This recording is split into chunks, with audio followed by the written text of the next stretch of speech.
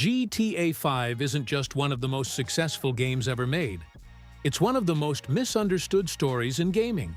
Because behind all the chaos, the money, and the crime, there's a story most players never fully paid attention to. So let's go back and break it down like a movie. The game already starts by taking us to a freezing town called Ludendorff, a place that we'll actually return to later in the story. At the beginning, we control one of the three protagonists, Michael, but Trevor and Brad are also there. Together, they are robbing a bank in the most GTA way possible. At first, the robbery works, but during the escape, police are already there, opening fire. At this moment, the game lets you choose between playing as Michael or Trevor. After the shootout, they reach their getaway car, with a driver waiting. But that doesn't last long. The car gets hit by a train, and they are forced to escape on foot. During the escape, Brad and Michael get shot and can't continue. The area is surrounded by police. Trevor has no choice but to run away into the fog and the frozen fields. After that, the game shows that a few years have passed, and we see Michael alive, living in Los Santos. At that moment, he's in therapy, talking about how difficult his life has been, and honestly, he's not wrong. Michael DeSanta,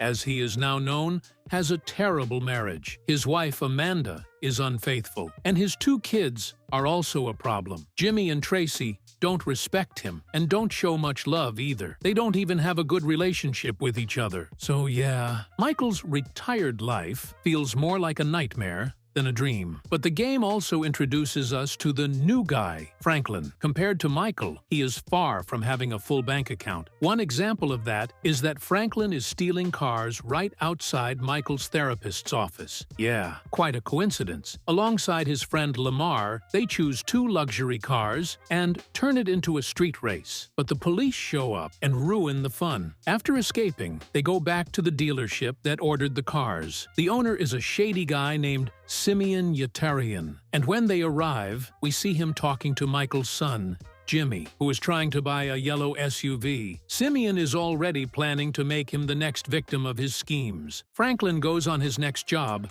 going to Jimmy's house to recover the yellow SUV. He jumps the gate, enters through the window, and finally reaches the garage. Half the job is done. Now he just needs to deliver the car, but on the way, he gets surprised by Michael, who was hiding in the back seat. Michael points a gun at him and forces him to drive straight through the dealership window. With no choice, Franklin does exactly that. Now controlling Michael, we see him beat up Simeon for trying to scam Jimmy. And after all that, yeah, Franklin definitely loses his job. After that, Franklin meets Michael again and asks for advice on how to move up in life. Michael decides to help him, especially after Franklin helps him during the boat incident and rescuing Jimmy. But things get worse. Michael destroys a house, thinking it belongs to someone else. It doesn't. It belongs to Martin Madrazo. Now, Michael owes him a huge debt. Thinking about fast money, Michael decides to ask for help from his old friend Lester. Lester is basically the brain behind their operations. He plans everything, and together they choose the perfect target, a jewelry store. This becomes Michael's first big heist since the bank robbery years ago, and also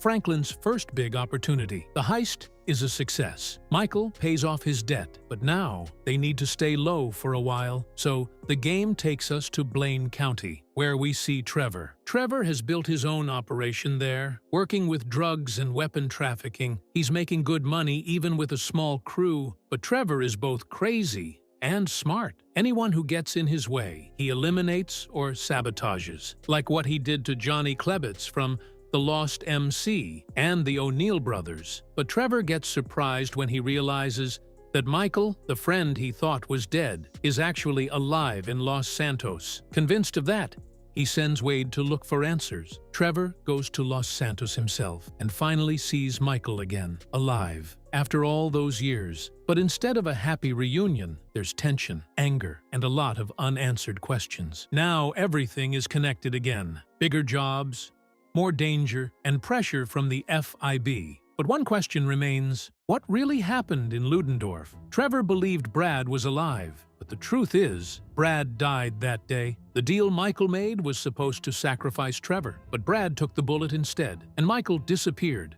leaving Trevor behind with a lie. In the end, Franklin is forced to make a choice. Kill Trevor, kill Michael, or try to save both. And no matter what, there are no perfect endings. In the end, this story was never just about crime. It was about choices. Michael wanted peace. Trevor wanted loyalty. Franklin wanted a way out. But in Los Santos, every choice has a price, and no one really wins.